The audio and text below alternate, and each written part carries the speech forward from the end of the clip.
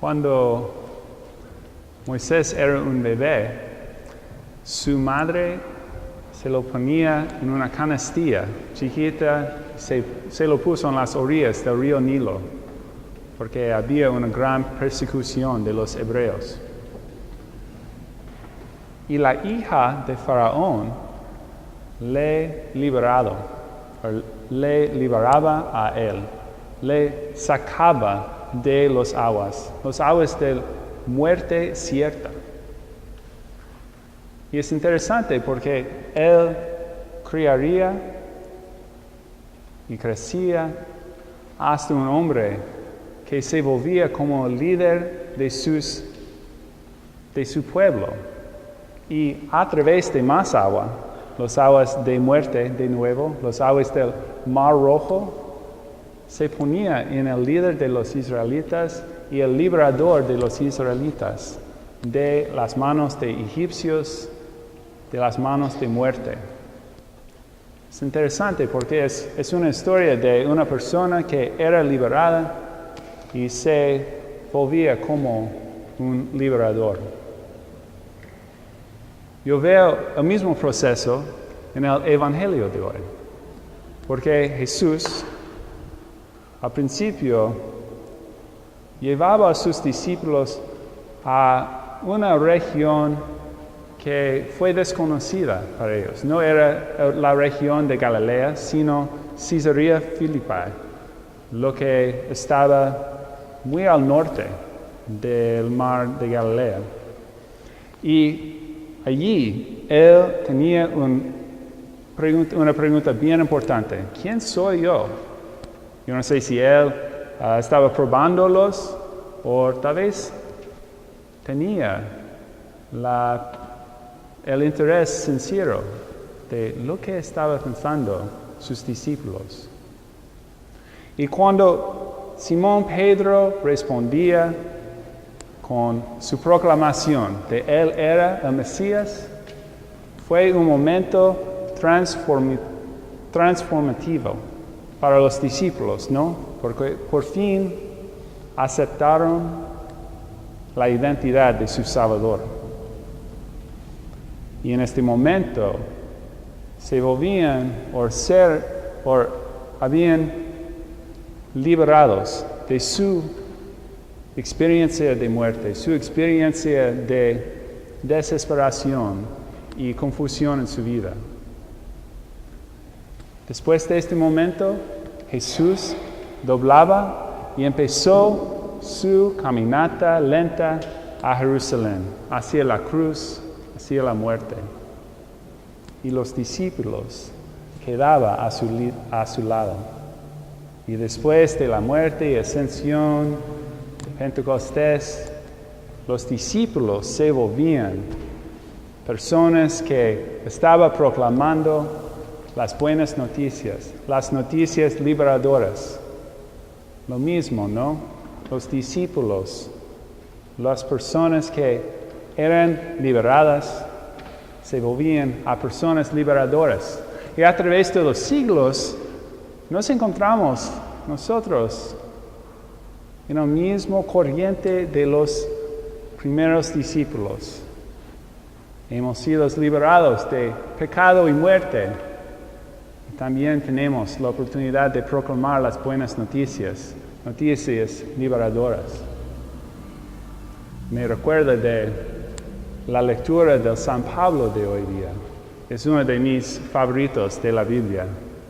Que no siguen los criterios del tiempo presente, sino a través del cambio de su mente, se cambia también su manera de vivir. Se trata de transformación, ¿no? Y me pregunto cómo ustedes han encontrado transformación a través de su Salvador. Y también me pregunto si tal vez hay partes de sus vidas que todavía esperan transformación. Tal vez hay partes que queremos todavía cargar y no dar a Dios. Pero les invito a dar todos sus seres a Dios, ponernos totalmente a Dios para que nos transformara. Pero como ustedes saben, transformación puede ser doloroso, asustoso. En la historia de Moisés, ustedes probablemente se acuerdan qué pasó con él, ¿no? Después de salir de Egipcio y se dio cuenta que Dios le quería ser el líder de los israelitas, tenía que enfrentar al faraón, decir verdad en frente de poder. Después tenía que escapar con 100,000 de israelitas, escapando de la guerra de los militares egipcios. Después tenía que andar por 40 años en el desierto. Fue difícil, ¿no? La responsabilidad, que fue el resultado de una transformación para él. Para servir como un liberador es una gran responsabilidad.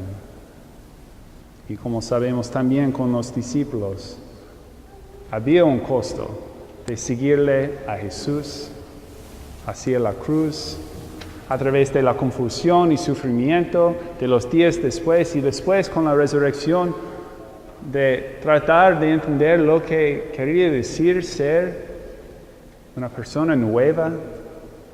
Y después de Pentecostés ya venía el Espíritu Santo, pero ¿qué deberíamos hacer con este poder nuevo?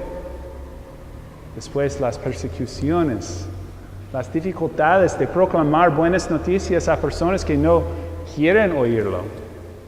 En un imperio romano bien peligroso a veces. Ustedes saben sobre las dificultades de transformación porque tal vez Dios le había sacado de situaciones peligrosas, tal vez en otros países, o de pobreza, o discriminación, o adicción. Han tenido experiencias de transformación, pero siempre vienen con costos, vienen con dolores también. Y me encantaría oír una tal vez breve historia de alguien que quiere compartir una historia de transformación de Dios. Tal vez puede compartir algo después de los resultados de eso. Pero ¿alguien quiere compartir algo de cómo Dios le había transformado en un aspecto? Le había sacado de una situación bien grave, pero ya se ha vuelto en otra posición, tal vez que pueda ayudar a otras personas ahora. ¿Alguien quiere compartir algo? Ya sé que es difícil.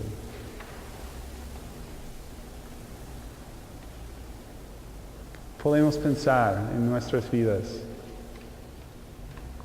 cómo Dios nos ha ayudado en los momentos más graves de desesperación, cuando nos damos cuenta que no podemos hacer lo que necesitamos nosotros mismos.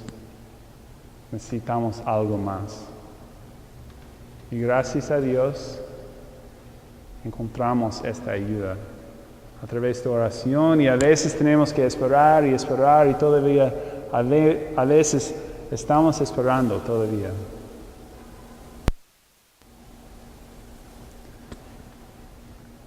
Letty y Gladys va a ponerse en la situación de transformación empezando mañana. Ellas dos van a salir a una conferencia en North Carolina. Es una conferencia para toda la Iglesia Nacional y se tratará de ministerios latinos.